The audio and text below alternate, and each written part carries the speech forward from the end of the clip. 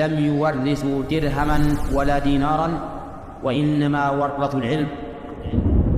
മുശ്രിക്കീങ്ങൾ തിരിച്ചു പറഞ്ഞൊരു മറുപടിയാണ് അജഅലൽ ആലിഹത ഇലാഹൻ വാഹിദ ഇന്ന ഹാദാ ലശൈഉൻ ഉജാബ്. ഈ എല്ലാ ഇലാഹുകളെയും കൂടി ഒറ്റ ഇലാഹാക്കണം എന്നാണോ പറയുന്നത്? അത് അത്ഭുതകരമായിട്ടൊരു കാര്യമാണ്. നമ്മൾ ആലോചിച്ച് നോക്കണം. അള്ളാഹു ആണ് റബ്ബ് എന്നറിയുന്ന ഒരു സമൂഹം, അള്ളാഹു ആണ് സൃഷ്ടാവ് എന്നറിയുന്ന സമൂഹം, അള്ളാഹു ആണ് ഉപജീവനം നൽകുന്നെന്ന് അറിയുന്ന സമൂഹം, അവരോട് ലാ ഇലാഹ ഇല്ലല്ലാഹ് പറഞ്ഞപ്പോൾ അവർ തിരിച്ചു പറഞ്ഞ മറുപടി എന്താണ്? ഞങ്ങളുടെ ഇലാഹുകളെ അഥവാ അള്ളാഹുവിലേക്ക് അടുക്കാൻ ഇടയാളന്മാരായി ഞങ്ങൾ വെച്ചിട്ടുള്ള ഈ ലാത്തയെയും ഉസ്സയെയും മനാത്തെയും പോലെയുള്ള ഇടയാളന്മാരെ എല്ലാം ഒഴിവാക്കണം, അള്ളാഹുവിനോട് മാത്രം ചോദിക്കണം, അള്ളാഹുവിനെ മാത്രം ആരാധിക്കണം എന്നാണോ ഈ മുഹമ്മദ് പറയുന്നത് സല്ലല്ലാഹു അലൈഹി വസല്ലം? അത് അത്ഭുതകരമായിട്ടൊരു കാര്യമാണല്ലോ. അതാണ് അവർക്ക് മനസ്സിലായത്. എന്നാൽ ഇന്ന് ലാ ഇലാഹ ഇല്ലല്ലാഹ് പറഞ്ഞിട്ടുള്ള ഈ സമസ്ത പറയുന്ന ഈ ആദർശം പിൻപറ്റുന്ന ആളുകൾ അവരോട് ചോദിക്കുകയാണ്, നിങ്ങൾ എന്തിനാണ് ഈ CM മടവൂരിന്റെ ജാറത്തിലേക്ക് പോയി അവിടെ പോയിട്ട് കാര്യങ്ങൾ പറയുന്നത്, അല്ലെങ്കിൽ മമ്പുറം തങ്ങളുടെ ജാറത്തിലേക്ക് പോകുന്നത്, അല്ലെങ്കിൽ ബദരീങ്ങളെയോ മുഹീദ്ദീൻ ഷേഖിനെയോ വിളിക്കുന്നത്? അവർ പറയുന്ന ഒരു മറുപടി എന്തായിരിക്കും അറിയോ? ഞങ്ങൾക്കറിയാം അള്ളാഹു ആണ് റബ്ബ്, ഞങ്ങൾ അള്ളാഹിനെ ആരാധിക്കുന്നവരാണ്, ഞങ്ങൾ ലാ ഇലാഹ ഇല്ലല്ലാഹ് പറഞ്ഞവരാണ്, അള്ളാഹു ആണ് ഇലാഹി എന്ന് ഞങ്ങൾക്കറിയാം എന്നവർ പറയും. എന്നാൽ അവർ ആ ഇലാഹി എന്ന് പറയുമ്പോൾ അവർ പഠിക്കുന്ന അർത്ഥം വേറെയാണ്. അതായത് ലാ മഅബൂദ ബിഹഖ്ഖിൻ ഇല്ലല്ലാഹ്, അല്ലാഹു അല്ലാതെ ആരാധിക്കപ്പെടാൻ ഒരു ഇലാഹില്ല എന്ന യഥാർത്ഥ അർത്ഥം മനസ്സിലാക്കിയ ഒരാൾ ലാ ഇലാഹ ഇല്ലല്ലാഹ് പറയുന്നതും, എന്നാൽ ഈ സമസ്തയുടെ പഠിപ്പിക്കുന്ന ആദർശം പിൻപറ്റുന്ന ഒരാൾ ലാ ഇലാഹ ഇല്ലല്ലാഹ് പറയുമ്പോഴും അവർ മനസ്സിലാക്കുന്ന പറയുന്ന അർത്ഥം വേറെയാണ്.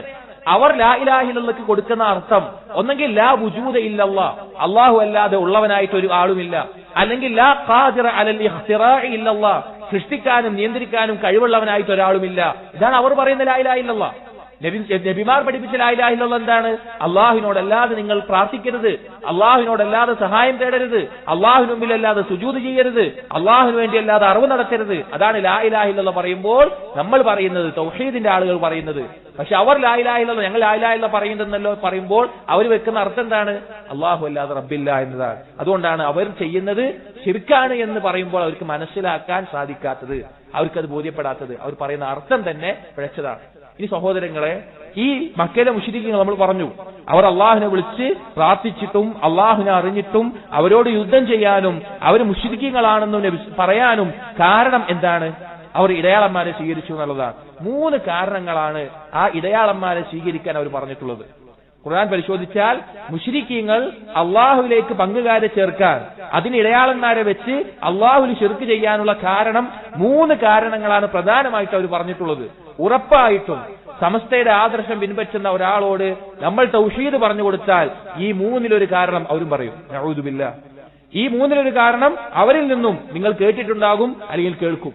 നമ്മൾ 3 കാരണങ്ങൾ. ഒന്നാമത്തേത് മക്കയിലെ മുശ്രിക്കീങ്ങൾ ശിർക്ക് ചെയ്യുന്നതിന് പറഞ്ഞിരുന്നത് സൂറത്തു സുമറിലെ 3-ാമത്തെ ആയത്ത്. അതിൽ അല്ലാഹു തആല പറയാണ്, അലാ ലില്ലാഹി ദീനുൽ ഖാലിസ്, നിഷ്കളങ്കമായിട്ടുള്ള ദീൻ അത് അല്ലാഹുവിന് വേണ്ടിയാണ് ചെയ്യേണ്ടത്. വല്ലദീന തഖദൂ മിൻ ദൂനിഹി, അല്ലാഹുവിന് പുറമെ ഇലാഹുകളെ സ്വീകരിച്ചിട്ടുള്ള ആളുകൾ, അല്ലെങ്കിൽ മിൻ ദൂനിഹി ഔലിയാ, അല്ലാഹുവിന് പുറമെ രക്ഷാധികാരികളെ സ്വീകരിച്ചിട്ടുള്ളവർ, അവർ പറയും മാ നഅ്ബുദുഹും ഇല്ലാ ലിയുഖർരിബൂനാ ഇലല്ലാഹി സുൽഫാ. ഒന്നാമത്തെ വാദം, ഞങ്ങൾ അവരെ ഇബാദത്ത് ചെയ്യുന്നില്ല അല്ലാഹുവിലേക്ക് ഒരു അടുപ്പം കിട്ടാൻ വേണ്ടിയിട്ടല്ലാതെ. ഇവർക്കൊരു കഴിവുമില്ല, ഇവർ ഞങ്ങളെ സൃഷ്ടിച്ചു എന്ന് പറയുന്നില്ല, ഇവർ ഞങ്ങൾക്ക് ഉപജീവനം നൽകി എന്ന് പറയുന്നില്ല.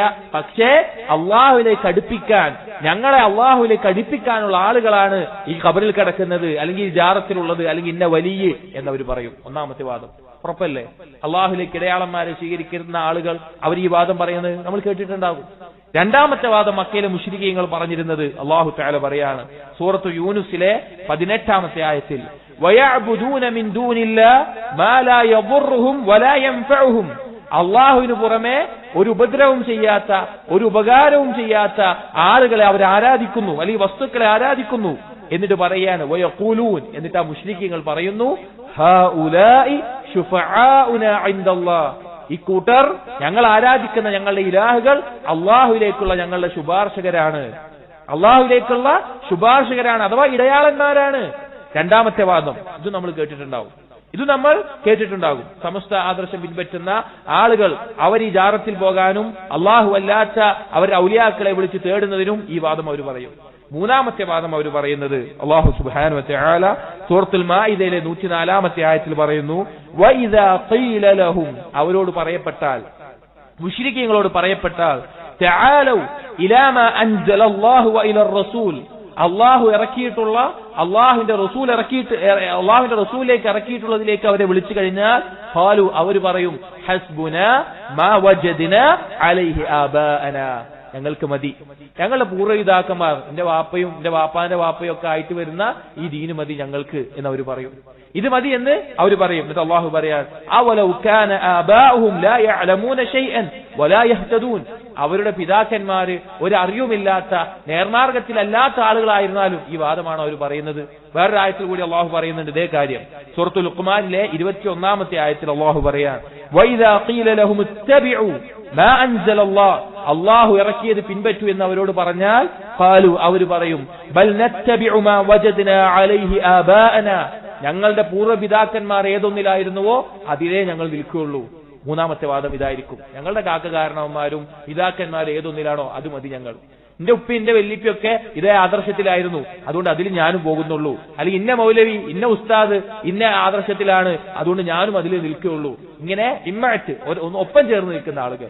ഈ മൂന്ന് വാദങ്ങൾ മക്കയിലെ മുശ്രിക്കീങ്ങൾ അള്ളാഹുവിലേക്ക് ഇടയാളന്മാരെ വെച്ച് അവരെ ആരാധിച്ച് അവരോട് പ്രാർത്ഥിച്ച് അവരോട് ശുപാർശ തേടി അവരോട് സഹായം തേടിയിരുന്ന ആളുകൾ അള്ളാഹുവിൽ ശിർക്ക് ചെയ്തിരുന്ന, ശാശ്വതമായി നരകാവകാശിയാകുന്ന, സ്വർഗത്തിൽ പ്രവേശനം പോലും ലഭിക്കാത്ത പാപമായിട്ടുള്ള ദുൽമായിട്ടുള്ള അക്രമമായിട്ട് ശിർക്ക് ചെയ്യുന്ന ആളുകൾ മക്കയിലെ മുശ്രിക്കീങ്ങൾ പറഞ്ഞിരുന്ന വാദമാണ്. ഇത് കേൾക്കുന്ന സമസ്ത ആദർശം പിൻപറ്റുന്ന അവരോട് ചോദിക്കട്ടെ, ഇത് തന്നെയല്ലേ നിങ്ങൾക്കും പറയാനുണ്ടാവുക? അള്ളാഹു അല്ലാതെ ഏതെങ്കിലും ഒരു ജാറത്ത് പോയിട്ട് എന്തിനാണ് നിങ്ങൾ പ്രാർത്ഥിക്കുന്നത്?